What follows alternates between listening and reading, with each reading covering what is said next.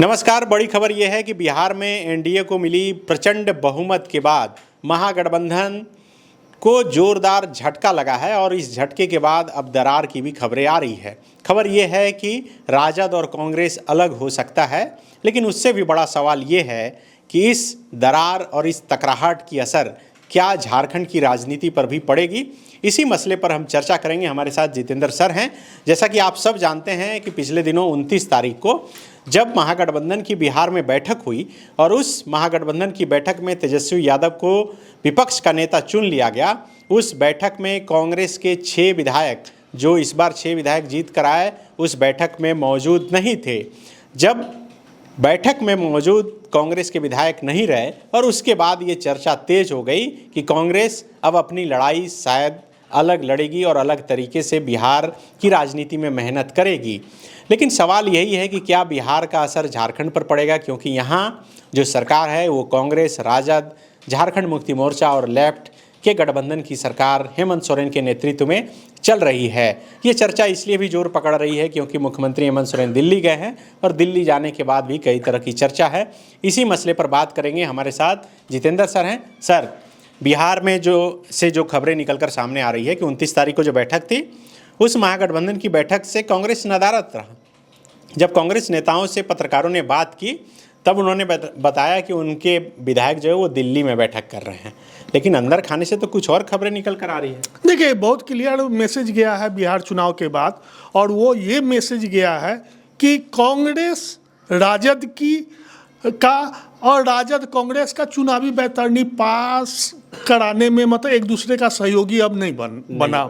वहाँ न कांग्रेस के कारण राजद को लाभ हुआ, न राजद के कारण कांग्रेस को लाभ हुआ। तो वहाँ पर एक पहले से भी आप देखते होंगे कि मीडिया में पिछले लोकसभा चुनाव के बाद ही ये बातें उठने लगी है जो कांग्रेस को अब एकला चलो का रास्ता पकड़ना चाहिए। तो कांग्रेस अब वहाँ ये अंदर से बातें आ रही है जो कांग्रेस वहाँ पूरे बिहार में एकला चलो के रास्ते पर आगे बढ़ रही है, और बढ़े भी क्यों नहीं। 5 साल का समय है। 5 साल में वो एकला चलो के माध्यम से पूरे राज्य में 243 सीटों पर अपना प्रत्याशी प्रत्याशी का प्रभाव बढ़ाने की कोशिश कर सकती है, अपना जनाधार संगठन को मजबूत कर सकती है। और जब कांग्रेस अगर बिहार में कोई इस तरह का निर्णय लेती है तो उसका असर न सिर्फ झारखंड बल्कि पश्चिम बंगाल और असम तक भी जाएगा, क्योंकि कांग्रेस का कोई भी निर्णय उसके जो सहयोगी दल हैं महागठबंधन में वो पूरे राष्ट्रीय स्तर पर है। कोई किसी स्टेट में कोई है, कि दूसरे स्टेट में कोई है, झारखंड में कोई है, तो उसका असर तो झारखंड पर पड़ेगा ही पड़ेगा, बिल्कुल पड़ेगा। तो बिल्कुल झारखंड पर इसका असर पड़ेगा, जितेंद्र सर बता रहे हैं, क्योंकि आप देख रहे हैं कि जो वर्तमान में स्थिति है और खास करके इस चुनाव परिणाम के बाद जिस तरह से एनडीए को वहाँ पर प्रचंड जीत मिली, ऐसी स्थिति हुई कि विपक्ष का कोई नेता सामने आकर बोलने तक के लिए तैयार नहीं रहा और अब तक ये कारण नहीं गिना पाया कि इस वजह से हमारी हार हुई। भले ही वो अलग अलग वोट चोरी और जो कोई भी दूसरे उस पर स्टोरी कर रहे हैं, वीडियो बना रहे हैं, उसे शेयर करके अपनी बातें 2-3 लाइन में कह पा रहा है, लेकिन कहने की भी स्थिति में नहीं है कि आखिर ऐसी हार वहाँ पर कैसे हुई और उसके बाद इसका जिम्मेदार जो है वो कौन होगा। लेकिन सर, जिस तरह से राजद, कांग्रेस और तमाम गठबंधन के साथी बिहार में चुनाव लड़े, कांग्रेस 61 सीट पर चुनाव लड़ रही थी, 6 सीट पर वो चुनाव जीत कर आई।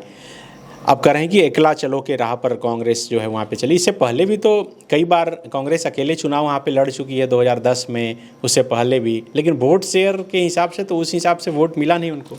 हाँ, वही तो दुख का कारण है कांग्रेस के लिए। देखिए, पहले के चुनाव पर अगर ध्यान देंगे, अभी आंकड़ा मेरे पास नहीं है, याद भी नहीं है, तो लेकिन पहले के चुनाव और इस बार के चुनाव में बहुत का फर्क रहा है। पहले कहीं ना कहीं कांग्रेस के, जैसे आप झारखंड को जोड़ के भी हम लोग चलेंगे, झारखंड में बिल्कुल विधानसभा का चुनाव हो या लोकसभा का चुनाव हो, इसमें स्पष्ट दिखा है कि जो कांग्रेस के जो मूल वोटर हैं वो, चूँकि गठबंधन के तहत दलों ने चुनाव लड़ा, तो कांग्रेस के वोटर जो थे, जहाँ जेएमएम के प्रत्याशी थे वहाँ मुड़े, और जहाँ कांग्रेस के प्रत्याशी थे वहाँ जेएमएम के वोटर एक दूसरे को साथ दिया और इसका यहाँ लाभ भी मिला। तो पहले बिहार में इसी तरह हुआ भी करता था, कहीं कांग्रेस के जो वोटर मूल रूप से कहे जाते हैं मुस्लिम, दलित और कुछ फॉरवर्ड कास्ट के भी जो वोटर थे वो कांग्रेसी वोटर राजद के साथ थोड़ा मोड़ा मिलते थे, उससे राजद को भी लाभ होता था।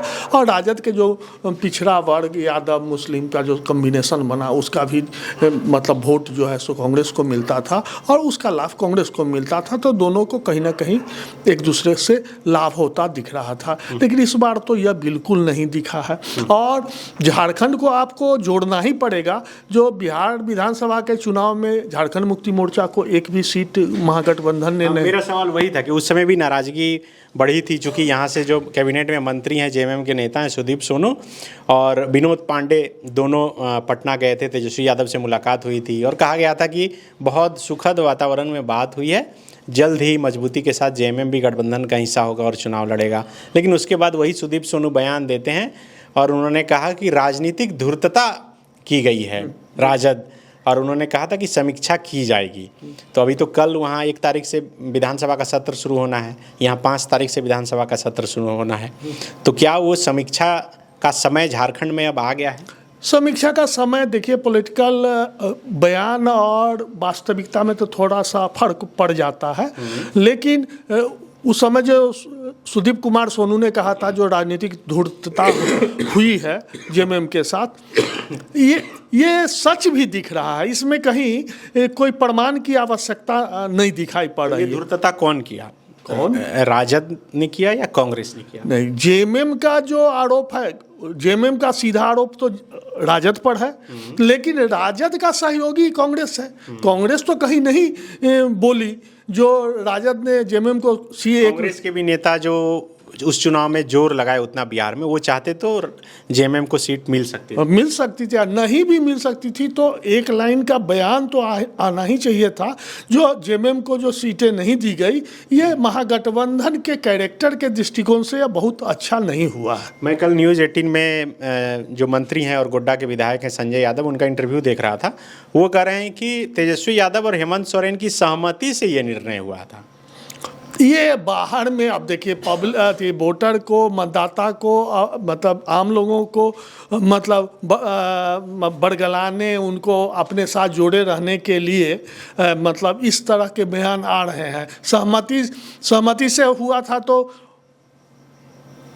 चुनाव के बाद भी तो सुप्रियो और विनोद पांडे का बयान आया जो हम समीक्षा करेंगे, और न सिर्फ यहाँ बल्कि राष्ट्रीय स्तर पर इसकी समीक्षा होनी चाहिए। तो जब सहमति से हुआ तो समीक्षा उस चुनाव को लेकर क्यों यहाँ किया जाएगा? बात तो ये है। लेकिन घूमकर फिर उसी सवाल पर आते हैं कि बिहार की राजनीति का झारखंड पर आप बोल रहे हैं असर पड़ेगा, क्या असर पड़ेगा? नहीं, देखिए, यहाँ जो अंदर खाने से बहुत चीज़ें आ रही है और उसका भी मतलब आग लगी हुई बताई जा रही है। धुआं ऊपर में भी थोड़ा थोड़ा दिख रहा है। अब कहा जा रहा है कि कांग्रेस के कुछ विधायक समूह बना रहे हैं। तो समूह क्यों बना रहे हैं, ये सवाल उठ रहा है। समूह बना के क्या, अब लगता है यहाँ भी अगर कांग्रेस नेतृत्व जो है सो एकला चलो बिहार में अगर निर्णय लेता है, बिहार में तो सरकार में नहीं है, इसलिए अभी संघर्ष करने के लिए एकला चलो की राह पर। यहाँ तो सरकार में है और यहाँ से कई जगह भी फायदा भी होना है। अभी बंगाल में चुनाव है, उसके बाद फिर असम में चुनाव है, तो फिर कैसे कांग्रेस अलग हो जाएगी? नहीं, ये सवाल आपका जायज़ है और यही हमको लगता है जो यही कांग्रेस आलाकमान को रोक भी रहा है। जो झारखंड में तो तुम्हारी सरकार है, तो सरकार से अलग होने पर तो सारी सुख सुविधाएं और बंगाल कमजोर होंगे। सरकार में रहते हुए संगठन को मजबूत कर सकते हैं। नहीं, सरकार में रहते संगठन और सरकार से कोई मतलब नहीं है, लेकिन जो मतलब राजनीति को मजबूती देने के लिए सत्ता का संरक्षण और सत्ता से जो मतलब एक लाभ मिलता है और मजबूती मिलती है, उसको तो सभी जानते हैं, इसको कहने की ज़रूरत नहीं है। तो यहाँ अगर कांग्रेस सत्ता में रहती है तो उसका एक लाभ जो मिलेगा वो पश्चिम बंगाल में भी मिलेगा, उसके बाद आपको असम में भी मिल सकता है, असम में भी चुनाव होना है। तो और यहाँ थोड़ा सा बीजेपी को घुसाना जरूरी भी होगा इस क्रम में। जो जो अब पश्चिम बंगाल में मान लीजिए, अब पश्चिम बंगाल को चलते हैं हम लोग पश्चिम बंगाल में, तो पश्चिम बंगाल में क्या बीजेपी के दृष्टिकोण से क्या बेहतर होगा? जो वहाँ गठबंधन जो है ममता बनर्जी और कांग्रेस के बीच का गठबंधन जो है सो दो फाड़ हो जाए। वो तो वैसे भी अलग एकला राह पर ही चलते हैं। मतलब और दो फाड़ हो जाए और मतलब जो भी साथ में है वो अलग थलग पड़ जाए। देखिए, कहने के लिए तो महागठबंधन में अभी भी तृणमूल कांग्रेस है, लेकिन व्यवहार में वो अपने को ममता बनर्जी किनारे कर ली है। लेकिन कहने के लिए कागज पर तो महागठबंधन में वो भी है, तो वो कागज से भी दूर हो जाए। वहाँ अगर कांग्रेस, तृणमूल और बीजेपी तीन फैक्टर वहाँ अगर प्रभावी ढंग से चुनाव में अलग अलग त्रिकोणीय संघर्ष बनता है तो उसमें किसको लाभ होगा? उसमें निश्चित रूप से बीजेपी को लाभ होगा और बीजेपी ऐसा चाहेगी भी। और इसीलिए आप देखते हैं कि बार बार झारखंड में एक मतलब हम तो सुगुफा कहेंगे, तो झारखंड में बीजेपी और जेएमएम मिल के सरकार हमेशा ये तो अभी भी मुख्यमंत्री दिल्ली में हैं पिछले 2 दिनों से, तो इसको लेकर चर्चा है। क्या इसमें भी कोई बात है? नहीं, हमको तो इसमें कहीं नहीं। जो झारखंड में तो बीजेपी और जेएमएम के मिल की सरकार बनाने की हमको कोई संभावना नहीं वर्तमान में बिल्कुल। राजनीति में तो कुछ भी संभव है, वो तो ये भी असंभव नहीं, ये भी असंभव है। अभी फिलहाल हमको एक मतलब अब चुनाव जो होगा 2029 में, तो चुनाव से 1 साल पहले या 6 महीना पहले क्या राजनीतिक परिदृश्य बनेगा और उस समय जेएमएम और बीजेपी साथ आ सकते हैं, लेकिन अभी हमको 1-2 साल तक तो इस तरह की कोई संभावना नहीं दिख रही है। अभी सब कुछ ठीक है, स्थिर रहेगा झारखंड में। अब जैसे कांग्रेस के कुछ विधायक अलग चर्चा है और जिस तरह से थोड़ा सा हम इसको देख रहे हैं कि हाईकोर्ट ने मुख्यमंत्री को जो दिया था जमीन 12 तारीख को आना है, तो उसके बाद जो एमपीएमएलए कोर्ट की सक्रियता जिस तरह से बढ़ रही है, तो उस सक्रियता के बढ़ने के बाद थोड़ा सा लग रहा है कि यह मामला ट्रायल आगे बढ़ सकता है। और कोर्ट का मामला जब ट्रायल आगे बढ़ेगा तो आगे क्या होगा, इसीलिए कहा भी जा रहा है जो मुख्यमंत्री 2 दिन से दिल्ली में हैं तो कानूनी सलाह ले रहे हैं, जो क्या सुप्रीम कोर्ट जाना चाहिए कि नहीं जाना चाहिए, जाने पर क्या लाभ मिल सकता है, नहीं मिल सकता है। वहाँ उनके साथ मुख्य सचिव भी हैं, कल्पना सोरेन भी हैं, तीनों आदमी हैं। हालांकि गए हैं वो एक शादी समारोह में शामिल होने के लिए, लेकिन शुक्रवार को गए, शुक्रवार, शनिवार, रविवार, कल आने की उनकी संभावना है। आने के बाद विधानसभा का सत्र शुरू हो रहा है, तो सत्र के दौरान भी अगर कुछ बातें मतलब धुआं जो उठ रहा है, अगर आग सही में बोलकर फिर से शांत करेंगे उस धुआं को, क्योंकि जब वो जाते हैं फिर जब उनका संबोधन होता है आखिर में तो वो बोलते हैं। पिछली बार जब वो बोल रहे थे तो बता रहे थे कि किस तरह से मेरी बीमारी के बारे में अफवाह उड़ा दिया गया। मैं जब भी दिल्ली जाता हूँ तो कहा जाता है कि सरकार ही बदल रही है। हाँ, मतलब मुख्यमंत्री ठीक ही कर रहे हैं। अब किसी के पास प्रमाण नहीं है, हमारे पास भी प्रमाण नहीं है, और हम अगर कुछ बोलते हैं तो मुख्यमंत्री तो उसको काटेंगे। लेकिन मेरा वो नहीं कहना है। मेरा कहना ये है कि 5 दिसंबर से जो विधानसभा का सत्र शुरू हो रहा है और 11 तारीख तक चलेगा, अगर कुछ इस तरह की राजनीतिक खिचड़ी पक रही है तो विधानसभा सत्र के दौरान वो दिखेगा। नहीं पक रही है तो वो चूल्हा जो है आग का, उसमें धुआं जो है सो बुझ जाएगा। तो बिल्कुल राजनीति में क्या कुछ कब हो सकता है कुछ भी कहा नहीं जा सकता, प्रिडिक्शन करना बड़ा मुश्किल है।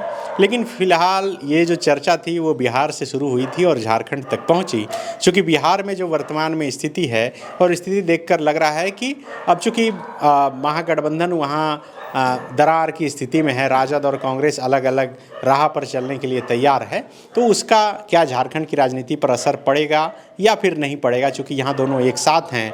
और झारखंड मुक्ति मोर्चा भी पहले से कह चुका है कि वो समीक्षा करेगा जिस तरह से राजनीतिक धूर्तता बिहार चुनाव के समय सीट नहीं देकर उसके साथ की गई।